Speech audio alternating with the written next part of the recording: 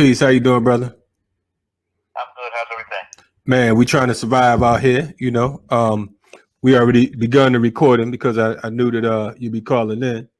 Okay. But we ready to rock. If you ready to rock. Okay. Okay. So first and foremost, welcome to Riot Starter TV. Usually we do this live program, and we usually bring on different OGs. We have different folks who been involved in movement and struggle, and also folks who are legendary in status that whereas their story isn't often told amongst the masses. So we like to bring on folks to lay it down. First and foremost, how you feeling today? I'm good, my brother. Considering everything's cool. Okay. Like they say, we don't complain, we campaign. No doubt. That's the movement. Yeah, man, definitely honored to have you on because of the fact that we've been hearing a lot about you for years and decades, literally. So always wanted to chat it up. So I'm definitely happy to have the opportunity to get on with you. The pleasure and the honor is mine, bro. No doubt. For folks who are unfamiliar with you, I want to kind of give a brief bio, but I think it would only be right if it comes from you opposed to me freestyling based off of my limited knowledge. To give a brief bio of myself. Yes, sir. Kind of. I was born in. Go ahead. No, go ahead. I'm sorry. I was born in Newark, New Jersey. At a young age, I was a precocious reader. I started reading at maybe about 4 or 5 years old. And I had all the way back in the days when drug addicts used to be your artists and your. This call is from a federal prison. Intellectuals.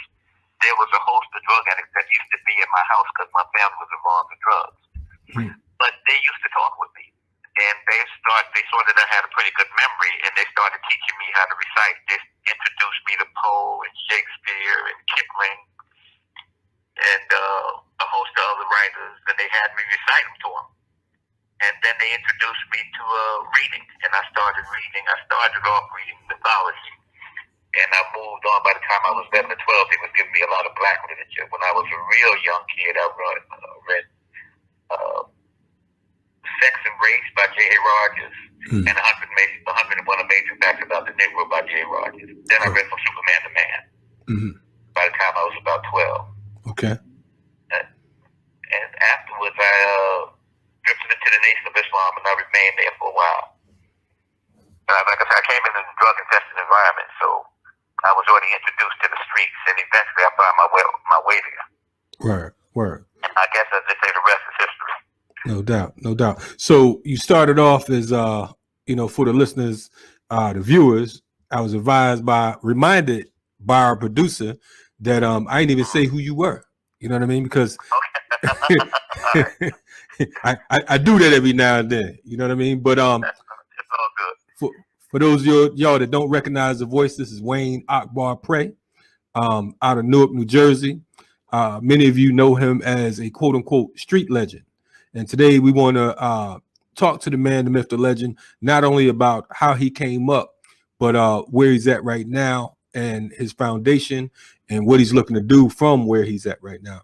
So you mentioned that you came into this life in a drug-infested community. Give us a little background on that. I know that you said that you were around a lot of folks, but I've heard on previous interviews that you actually come from a family of folks who were involved in that particular endeavor, so to speak. From the time I came into the world, my brother, they were selling drugs out of my house. When I was a little boy, 4 or 5 years old, and the police used to kick the door in so often, they started keeping the stash in my pajamas. Wow. So I was 5. They would wake me up in the middle of the night and say, Wayne, hand me 3 bags or 2 bags. I'm asleep. Right. I'd wake up, get them 3 bags, and try to get ready for school tomorrow. But that would take place intimately off and on during the night. At about 11 or 12, maybe 13, my brother got strung out. I have a brother. His name was Omar. Okay. He got strung out at 12 years old. He had tracks. When he used to go to the youth house, when other kids was running up and down and playing ping pong and boxing, he was going through withdrawals. My sister, aunties was actually my first cousin. We were raised as brothers and sisters. Ultimately, he fell victim to heroin because, like I said, this was the world that we knew. Right. You know, when this is the only world that you knew, you don't even know that there's another world. That's right. That's right. My sister started getting off in her neck, and after a while, she was strung out. All of the children in my age, with the exception of me, that came up became drug addicts. Now you talk about this. What years? Because folks, you know, they have this.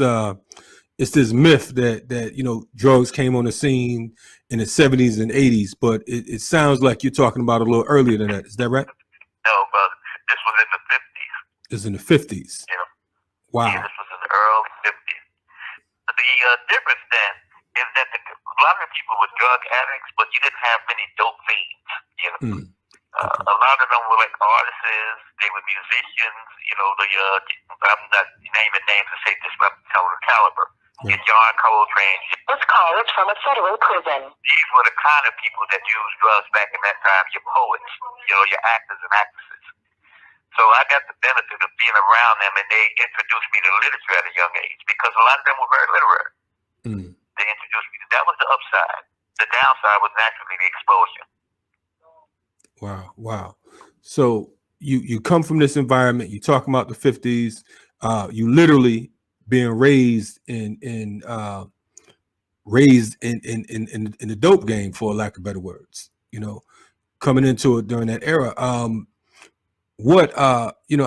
did you get involved in the whole hustle side of it? Because of the fact that it's one thing to be around folks who are users and distributors, so on and so forth.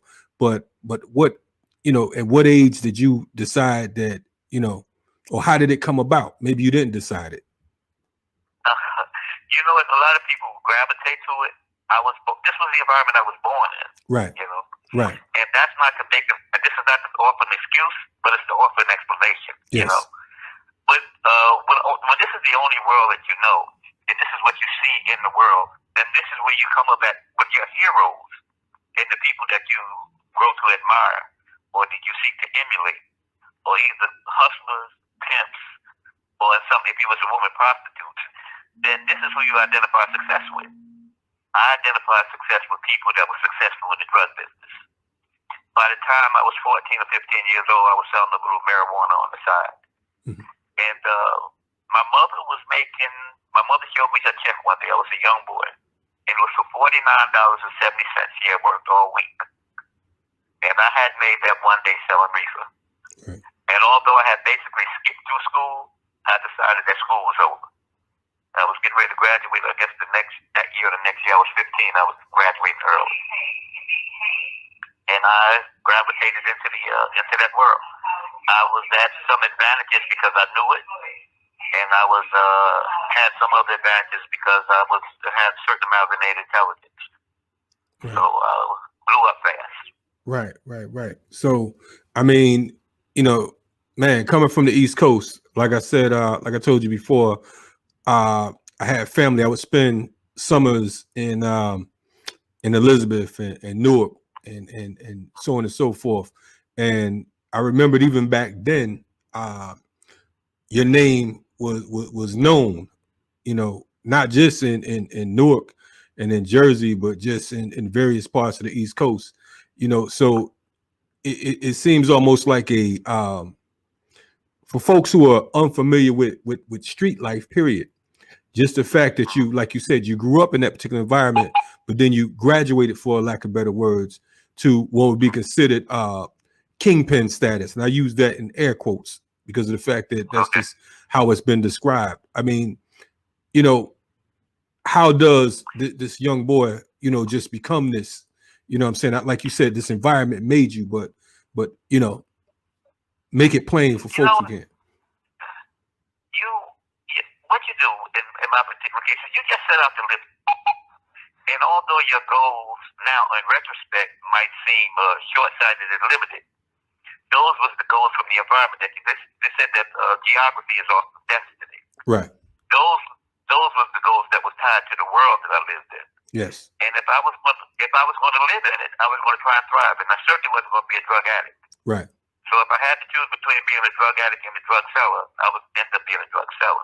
Yes. And just during the course of it, just We're listening to Wayne Akbar Pray. He's calling us from federal penitentiary. So, bear with us. Of course, the phone's going to come in and out because we're doing this in 10-minute spurts. One of the things he's talking about, for those of you who are checking us out late, basically speaking on his growing up in a quote unquote drug culture in street life. And we don't have him on here to celebrate the culture, but to point out the lineage and the long history as to how this thing comes about, because so often folks hear about these cases and different individuals who are out in the streets and who end up getting imprisoned. And we always have these judgments with lack of understanding. So I wanted to bring the brother on because of the fact that I know that he's on a different path right now, and he's certainly working towards guiding others in the right direction. You're checking out Riot Starter TV. This is a live broadcast, and we're on Black Power Media. Make sure you stay tuned with us and continue to check us out. We have the morning show, which is the Remix Morning Show, which broadcasts every Tuesday through Thursday from 8 a.m. to 10 a.m. And we have a host of dope folks on it, various topics, dealing with news and social commentary, so on and so forth. Of course, we also have Renegade Culture, which is the other show that I co-host. And, it's a revolutionary show that airs once a week. But here at Riot Starter TV, like I mentioned earlier, I want to kind of bring on folks who you won't find anywhere else, or bring on stories and information that you won't necessarily find in the quote unquote books.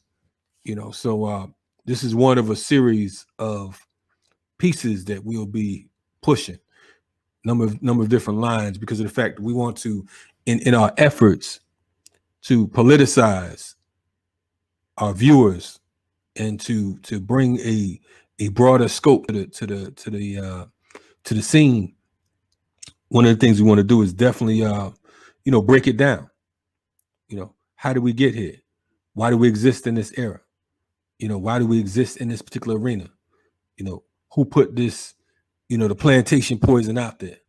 You know what I mean? So that's what it's all about. Again, you're checking out Riot Starter TV. We're gonna go to a quick break, and we're gonna come right back at you.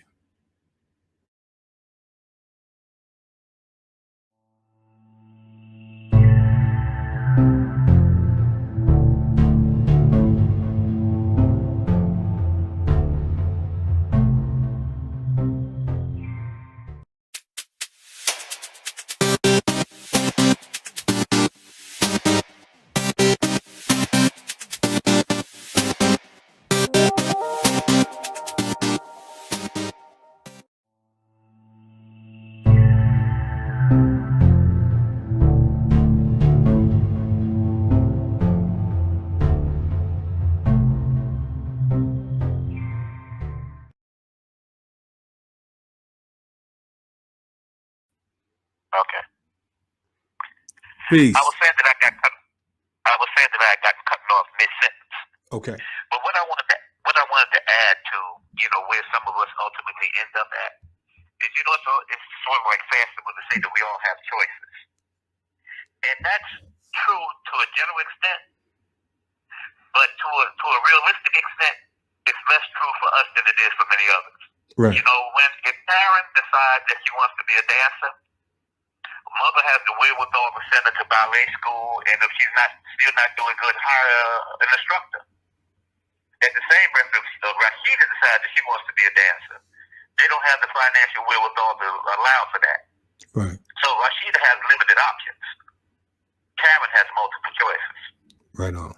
Yeah. And same true, like I said, with Bilal as opposed to Robert. Bilal is good with math. His income opportunities is probably with the number writer. Right. But Brantley is also good with math. And when he slows down, his mother's going to bring in an instructor. That's right. So Brantley does have multiple choices. Multiple choices. He can be basically anything he wants to be. Bilal has limited options. So when you do see Bilal subscribe, in spite of the This call is from a federal prison. when you see Bilal thrive in spite of the riptides of racism, more often than not, we're anomalies. But those that do really should be held up because they have survived the thing that's set in line for them to fail. There's no multiple choices. Like I said, there's limited options. And as they often say, geography is often destiny. I know in many regards it was with me. I hope I addressed what we were talking about before we got disconnected. No, absolutely. You absolutely did. And I wanted to say, wanted to ask on that same token, who would you say the limited options have been provided by? Because of the fact that everything, exists for a reason, and we know we're not in a bubble. Where did those limited options come from? Did they fall out the sky? Was it provided by another force? What's the situation? It's environmental. It's environmental. They said that necessity is the mother of invention. Right. So when you have the bare necessities, when the department stores and all of that moved from the inner city out to the suburbs, the only employment really, as I was coming up, was generally the number man.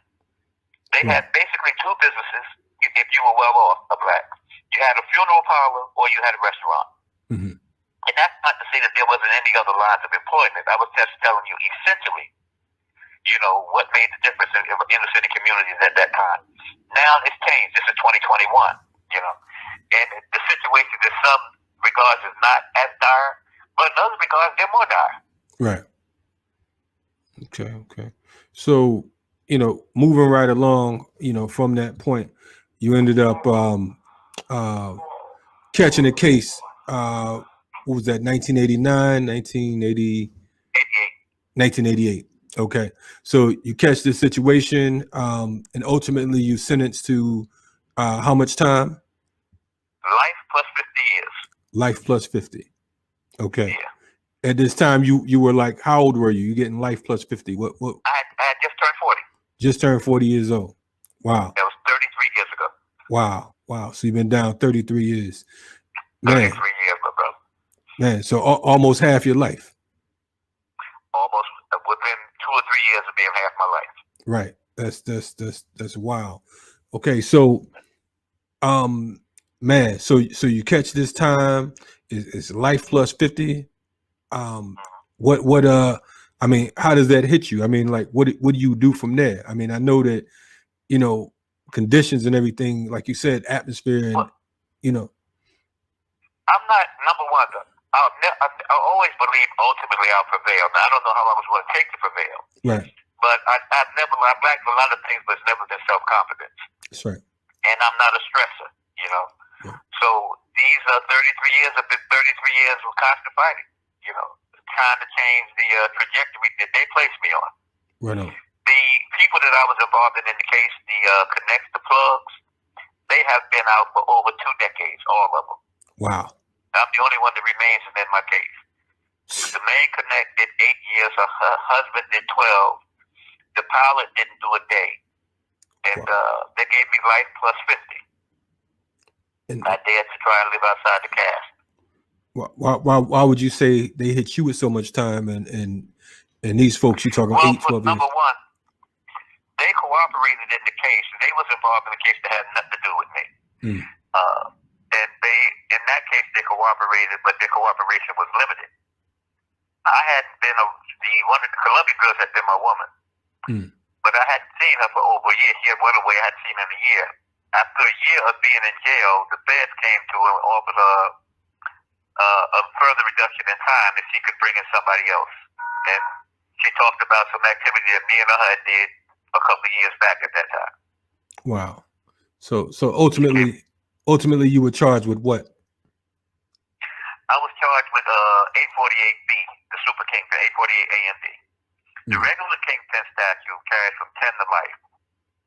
The Super Kingpin statute, at that time, they had only had 2 or 3 in the country. that was charged under that statute was me and the Torres brothers, Victor and George, who they just recently went home, thank God. But we were the only ones charged in that regard. And under the 848B, under the Super Kingpin, the only sentence you can get is life, what they call the penultimate sentence. Right. That must have been a hell of a compliment, for a lack of better words. Yeah. So man, I mean, and I'm asking these questions because of the fact that part of the reason I wanted to have you on is because of the fact that you became an author while locked down, and the name of the book it's called "The Game Is Dead." Right on. Yeah. Speak to that, because of the fact that there's a lot of youth out here right now, and the climate has changed. This call is from a federal prison. Well, if I had to speak to the brothers, this is what I would tell them. To the youngsters out there that stand on the periphery, on the cusp of jumping into it. First thing, if you can't trust the people that you are selling to, and you dare not trust the person that you are buying from, then you haven't entered into a game, you've entered into a trap. Right. Rose-colored, rose-scented, but a trap. What you should know is that at some point, your main man, your dog, your road dog, whatever you want to call him, will be asked the question that he can't refuse, and given the proposition that he won't refuse. And will speed the void of conscience, brother. He's going to throw you up under the bus. Might not be now, it might be later. What you should also know is that everybody you know contextually. Change the concept and you change the person. Change the context and you change the person. The person that you can trust around your woman, you dare not trust around money. He say $2 above lunch money, you'll put two in the back of your head.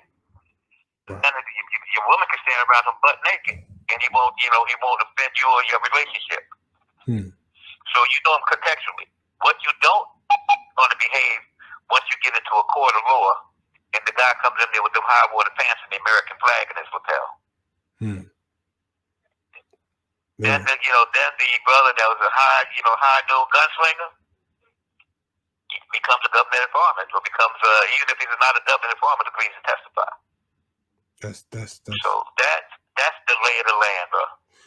That what you said is very necessary. I know that maybe about a year or so ago, they had this rapper out here, Tekashi 6ix9ine, and one of the things he did was he's running around wilding, and then as soon as he got popped, he decided to turn state, and he got out within a year or some change. Can you stand the rain? Yeah. So we see these characters, and as soon as he get out, he's embraced by many of the youth today. We're talking to Wayne Akbar Pray. Again, he's currently locked down for life plus 55. He's talking about we're talking about everything from his journey as a youngster coming into the whole dope game by default, and then him being raised in it, and in turn ending up incarcerated doing life plus 55. So we're gonna come right back. We're going in and out because of the fact that he's currently locked up in federal prison. And you're checking out Riot Started TV. We're gonna get into a few more things or whatever about this whole everything from the street culture to the snitch culture to bringing it back around, and being on the right side of history. You're checking out Riot Started TV on Black Power Media. Get familiar.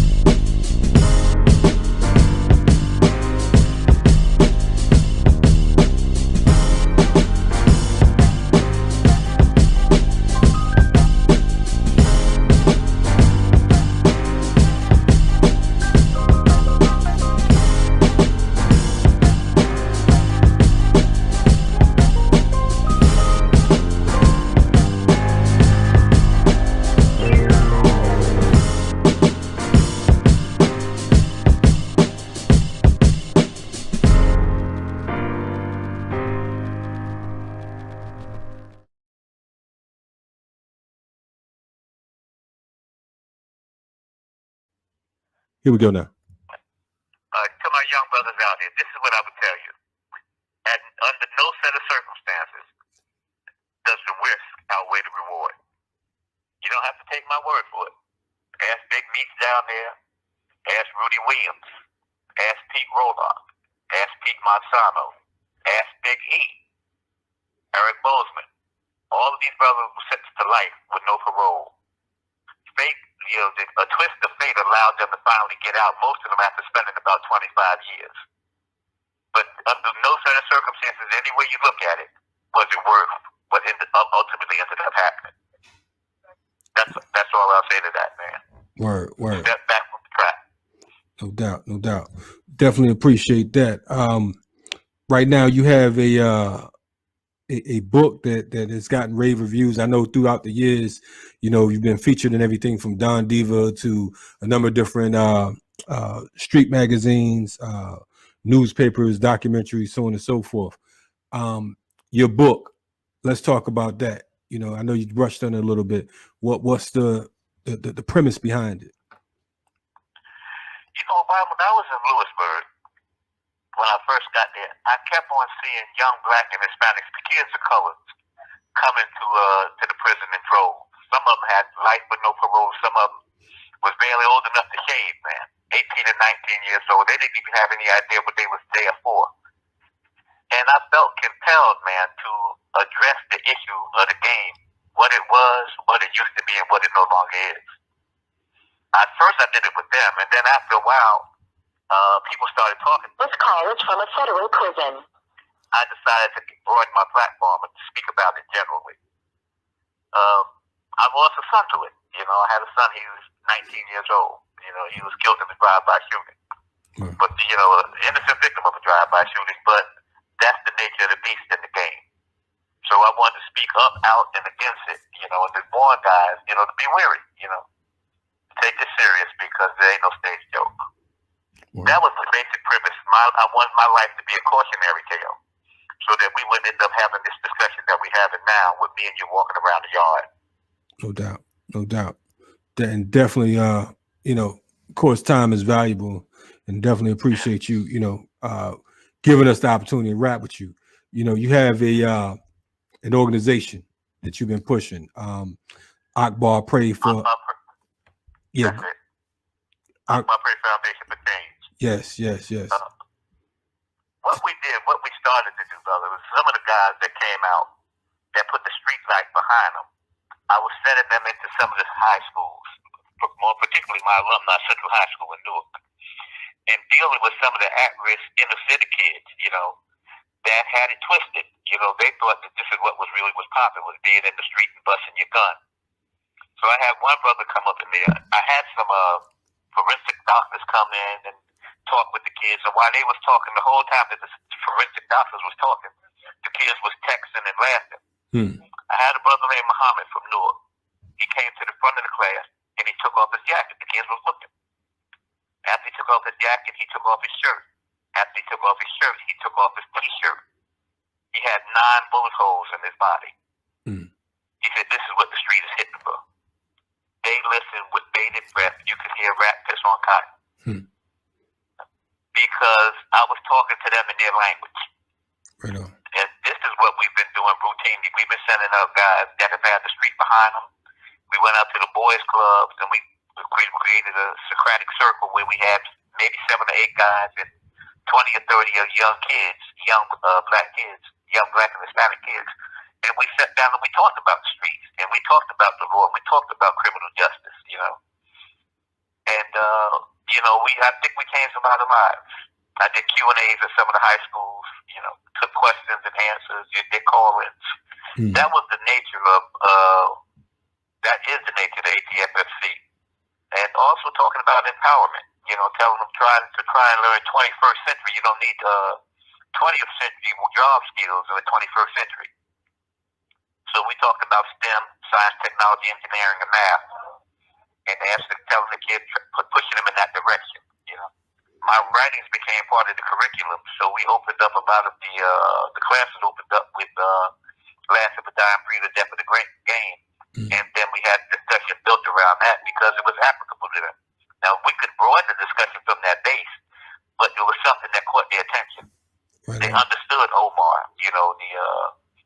characters, last of a dying breed. They could relate to him. Man, so what? Man, that's powerful. What compelled you to do this? I mean, for the listeners and the viewers, some folks would be like, well, is he just doing this because he locked up? Is he just, the naysayers? What would you say? So for me, brother, this is messianic, man. This is my core mission for me now. I don't have any other interests in doing it. I started doing this before compassionate release was even a consideration. Before the two-step, I don't have a crack cocaine case, so the 100 to 1 or 18 to 1 didn't impact me. Right. What impacted me was after I wrote a book, I got a letter from a little kid somewhere out of Virginia, and he told me that my book had changed his life. And he almost had teary eyes listening to him. It's the grammatically worst letter I've ever written, read, but the most touching letter that I've ever received. Right. And I received a lot of those. So I seen that whatever I had been saying, it was taking hold in the cities. And so I decided just to step it up. And that's what I've been doing since then. I think that we have a responsibility as writers, authors, rappers, whatever it is. We can entertain, but we also have to inform. That's right. That's right. This call is from a federal prison. I think that as a people, we have the luxury of just indulging just pure entertainment. It can be entertainment, but it should also be informative. It should be instructive. And we have to find a way to give a teachable moment in some of these stories. I listened to Alicia Keys' "A Perfect Way to Die." It's a beautiful song, in terms of entertainment, but it is highly informative and highly instructive. Rise Up by Audrey Day. Right. This is the kind of stuff that I think that we have a responsibility to do with our people, man. Because if we don't, the system as it stands now is an existential threat to Black Americans. That's right. And if you're not trying to address this, if you're not part of the solution, you're part of the problem. Absolutely. Yeah, if you can't think past big enough about just going up to the club and throwing it up and making it rain, like the guys say, I ain't on nothing. You ain't on nothing for real. On the real. On the real. If you're not addressing law enforcement and criminal justice or voter suppression, the sister down in Georgia, I forgot her name, that ran for governor. Her brain is my brain is jacked up. That's what I got brain for. I got a picture in my head. But those are my heroes. Cass, by Isabel Alexander. Yes. Those are my heroes. Okay. Those are the people that we should be enshrining and holding up. And if you're not addressing this and you're not taking serious what's happening in this country in terms of systemic racism, and that this stuff really does pose an existential threat to us, and you have kids or you have parents, and they're going to be subjected to this, when they're all but trying to make Black Lives Matter a terrorist organization, and you're just sitting on here and you're still at the club, you're part of the problem. That's on the real. Yeah, part of the problem, man. So, you got to man up and step it up. We can't leave this to anybody else to solve this problem. We have to solve it ourselves. Like they say, it's not you, who? And it's not now, then when. That's right. Brother, those are going to be my parting words, man. Stay up. I'm going to send you something personally to read, a book that I'm working on. Sounds good. I'll get it to mail in a few days, man. Hey, man. I'll send you a few chapters. Well, we here. Anyway, that was Wayne Akbar Pray. A lot of jewels in that convo. We wanted to delve a little bit more into some of the things he spoke on. Of course, he's calling us from federal penitentiary somewhere in the gulags of the United States. So we wanted to make sure that we speak without causing any issues, for lack of better words. We appreciate you all checking out Riot Starter TV. It's going to be more folks calling in from all walks of life, freedom fighters, brothers and sisters who've been out in the battlefield, you know, some who came in the wrong way on the wrong side and gonna come out on the right side. You know, so we want you to stay tuned to not only Riot Starter TV, but Black Power Media as a whole. We have a plethora of dope shows that you could check out, you know, but we wanted to definitely provide some alternatives and alternative programs because of the fact that oftentimes we have the same old. Sometimes we need to talk to brothers and sisters behind the wall. You know what I mean? So again, we appreciate you checking us out. Riot Starter TV, Black Power Media. We out here. Peace.